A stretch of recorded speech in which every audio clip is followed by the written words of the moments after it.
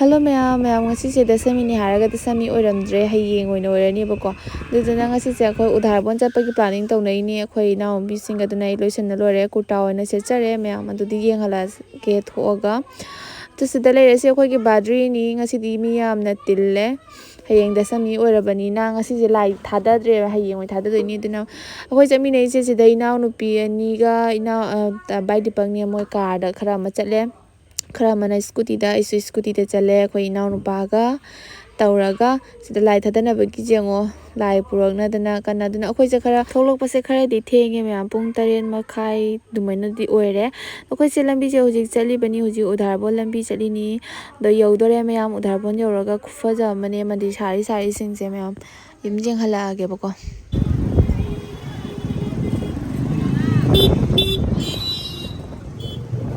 Ma'am अखोइसे जौरे गाड़ी पार्किंग तौरमे गाड़ी पार्किंग से याम वाना तौरमे को स्कूटी की भाव अदो होजिक चंगासे मैम मनुंगदा मैम से औने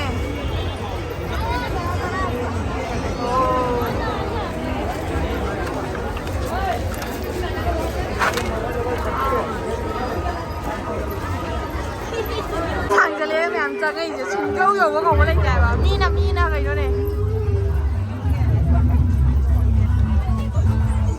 mang ini ini kami orang Udharbon Mandir mencoba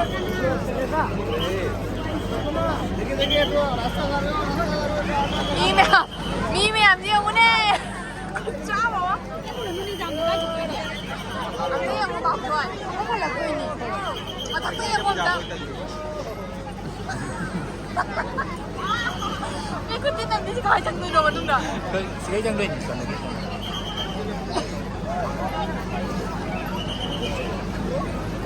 दो मैम खैतगी मी नते को मैम मी खुजाम से हाइना काना रे अमरम द चलुई मी खुतिन अमरम द चलुई मी खुतिन नमा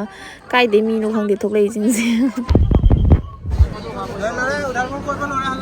हल्ला से आई नि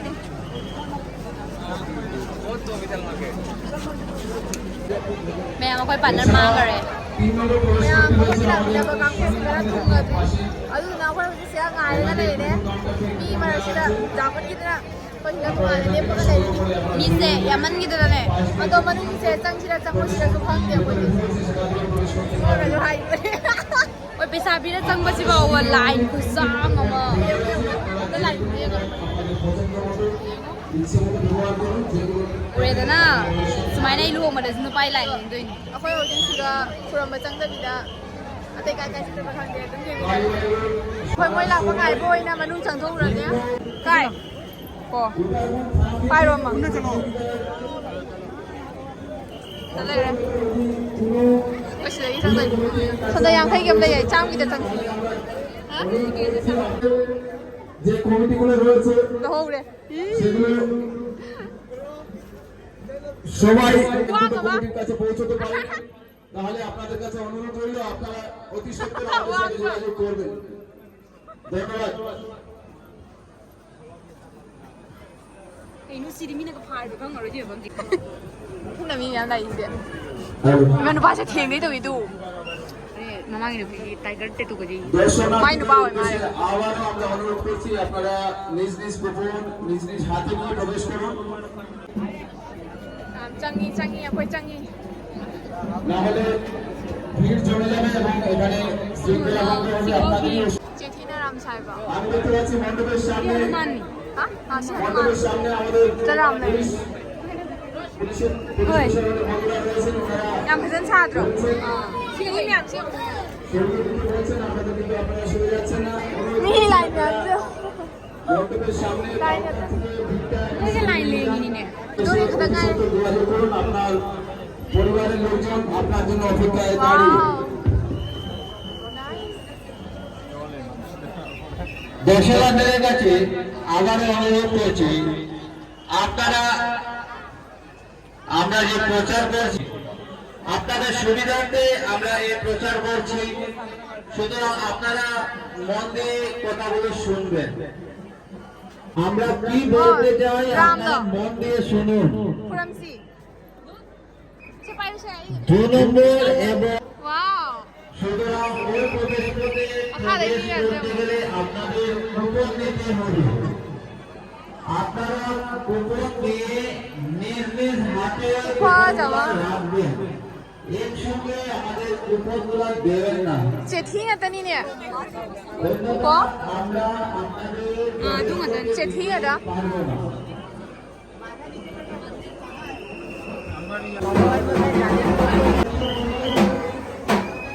다들아 국화장 니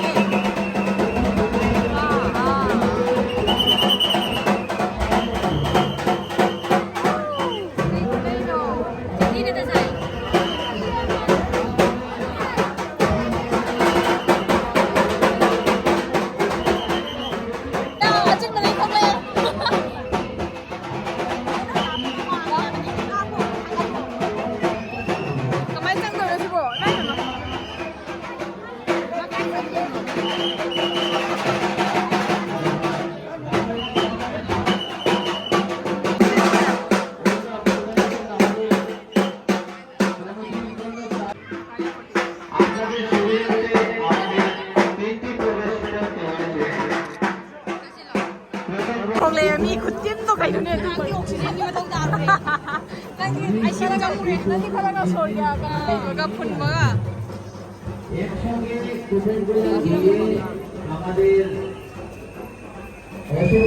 ซ่านะบ้างไงดูเจให้ดูปีเหรอซ่านิมกี้ปีเหรอซ่าว้าวโมบายไม่ส่งกันเถอะअरे तब ले मैं तो मोबाइल में पूरा जाम है आइबा मोबाइल में जाम खेले आइबा ओ मोबाइल को तो का बात हां फोटो वीडियो की जमाना नहीं ना कह दो ना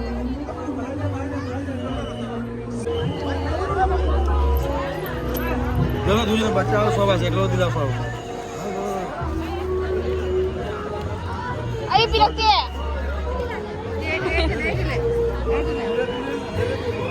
रोल चागे तब यो खंजा बने बंगा सिसे रेस्टोरेंट का संग जागे है ना मोय ngai बदा होजी के क्या मतम सांगे मोय ngai जो बो गाड़ी पार्किंग दो बोलो जे जे गु मया मत खन जो दो जे एक रोल चारा का लेन की ama kai jori no hangde mayam ka sakani manung change to busi jerum chathalure changaroi hoji moy ngai boy na ka sakani mamang de le ni mayam tu je mo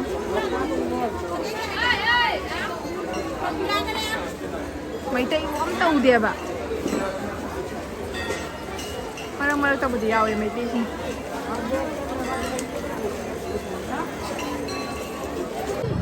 Baru manja, moy ngai beda koi puk thalle. Balle bu, ai tu ningo phana ba. Han ja ra ni ne moy ngai beda.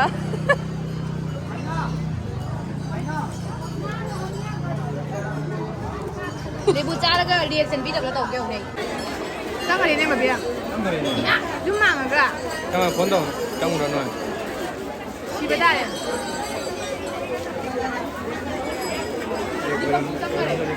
Aha, du. Sang ga ne kya ma kun ga ni. अदू मैं गोड़ की चंग बजा दे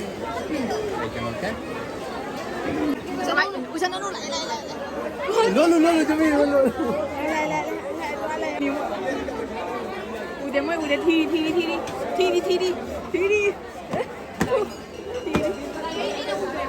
अरे तू जरूर ना करे ते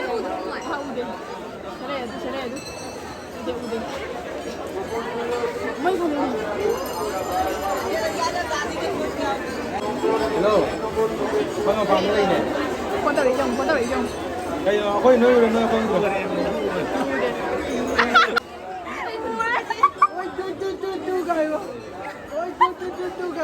Nó ba đi là cắt hàng thì mà nó chẳng bị đâu cái gì nó ba. Ra đi đi xem bùa xem lại gì đó nè. Ra đi không nghe được. cái chuyện đấy không nên đâu có cái đó rồi mà em hắn đã pass rồi này mà kurang kurang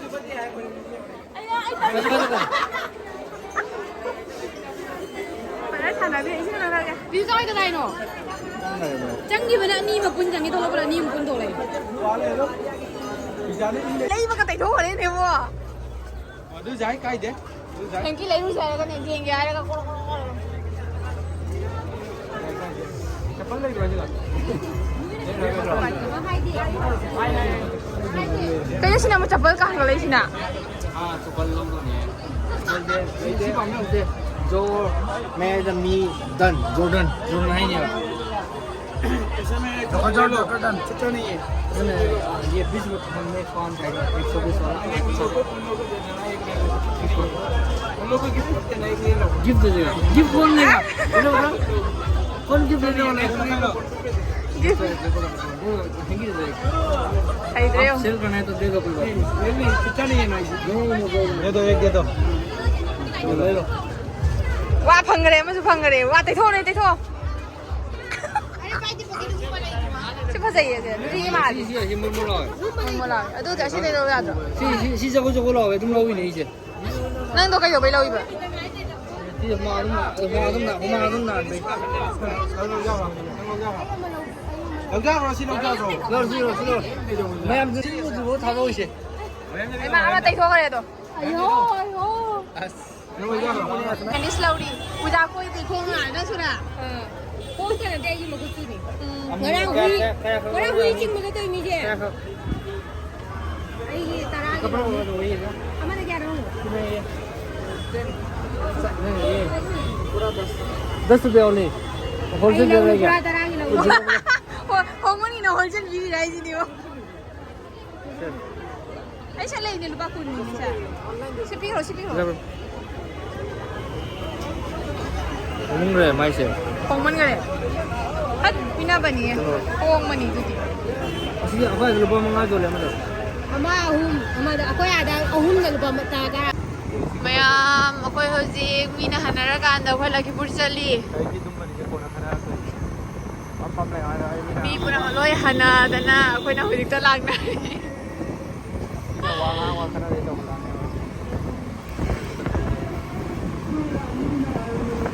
มีหันจะน่ามันเจ้าดิ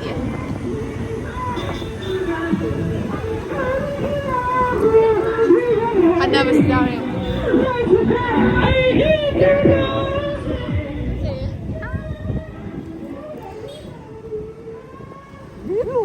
ใครหนูมีใครหนูมีใครหนูมาบุตร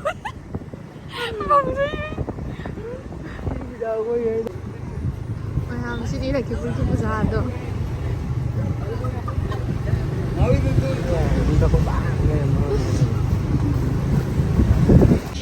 làm cái bữa rồi mi cái cái nào đây làm cái thế nghe quay chụp ra mà thấy đã đấy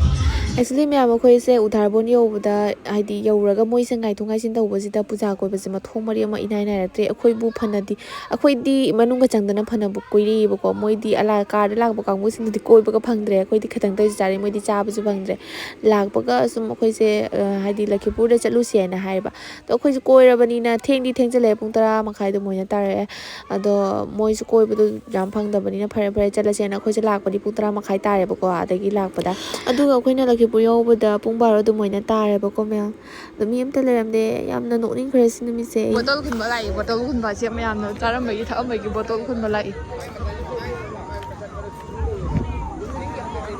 so so ko mayam ko hale cha di kana ko je planning na ma to na restaurant de janga cha bi wari ne ba cha ba ka phang dai ni mo si ka la ga yung pung ma ta moi du kan ta hang am je Akam laro ne. Mabem. जय अंडा दाल Live se kaya hai ba? Live se kaya hai ba? Enjoy. अकोई Hai ro ne? Live se enjoy ta wei ma tha tai. सी मैं chowmein से हम how तो रे Wari kon thok khar jang ho ji ta video lo ya. Hai ro ne. तो none फिर Aina pa ma wa hai ne ba na hai do to hai ro ba. Ai pa me ba na. Si ga da pun si ni mayam. Ma ya ri na. Nungai tho si. Apa sa gi sin ta ta wei si. hayeng ko yu ba ngasi ko ba kasi hayo ngamde ba ngasi aina ngasi share tawre mayam da ado mayam taminare dagi tara gom na hayeng share tawdo ado apoji samine doing etani aduga aigi magi aina ma putokre aina ai putokre kaina to mayam university chap mane ko me ko ja hayeng sidora ngasi sidora kasum kham ngamde ko aduna chahau si adu lega numai tho si hayeng na kayo ba hayo ngamde Tayo ka na, ha? Ngay, Jerry. ꯊꯦꯡꯖꯜꯂꯛꯑꯦ ꯄꯨꯡ ꯑꯃ ꯇꯥꯔꯦ ꯑꯗꯣ ꯃꯌꯥꯝ ꯑꯩꯈꯣꯏꯁꯦ ꯁꯠ ꯁꯠ ꯇꯧꯅ ꯆꯥꯊꯣꯛꯑꯦ ꯆꯥꯊꯣꯛꯑꯒ ꯑꯩꯈꯣꯏꯁꯦ ꯌꯨꯝ ꯌꯧꯅꯕ ꯂꯥꯛꯑꯦ ꯑꯗꯣ ꯉꯁꯤꯒꯤ ꯄꯨꯖꯥꯁꯦ ꯅꯨꯡꯗꯤ ꯅꯨꯡꯉꯥꯏ ꯅꯨꯡꯁꯨ ꯅꯨꯡꯉꯥꯏꯇꯦ ꯍꯥꯏꯗꯨꯅꯤ ꯑꯗꯣ ꯅꯨꯡꯉꯥꯏꯇꯕꯅꯗꯤ ꯅꯝꯃꯦꯕꯀꯣ ꯃꯊꯣꯡ ꯃꯔꯤ ꯑꯝꯇ ꯅꯥꯏꯗꯦꯕ ꯄꯨꯖꯥꯗꯣ ꯀꯣꯏꯔꯤꯗꯣ ꯍꯥꯏꯗꯤ ꯀꯩ ꯍꯥꯏꯗꯣꯏꯅꯣ ꯈꯪꯗ꯭ꯔꯦꯗ ꯑꯗꯨꯅꯤ ꯃꯌꯥꯝ ꯍꯌꯦꯡꯁꯦ ꯂꯥꯏ ꯊꯥꯗꯕ ꯑꯣꯏꯔꯦ ꯍꯌꯦꯡ ꯑꯃꯨꯛ ꯑꯗꯨꯅ ꯍꯌꯦꯡꯁꯦ ꯈꯪꯗꯦ ꯀꯣꯏꯗꯣꯏꯔꯥ ꯀꯣꯏꯔꯣꯏꯗꯣꯏꯔꯥ ꯀꯣꯏꯕ ꯇꯥꯔꯒꯗꯤ ꯑꯩ ꯚꯤꯗꯤꯑꯣ ꯊꯥꯒꯠꯆꯔꯛꯀꯦ ꯃꯌꯥꯝ ꯉꯥꯏꯕꯤꯔꯝꯃꯨ ꯕꯥꯏ ꯕꯥꯏ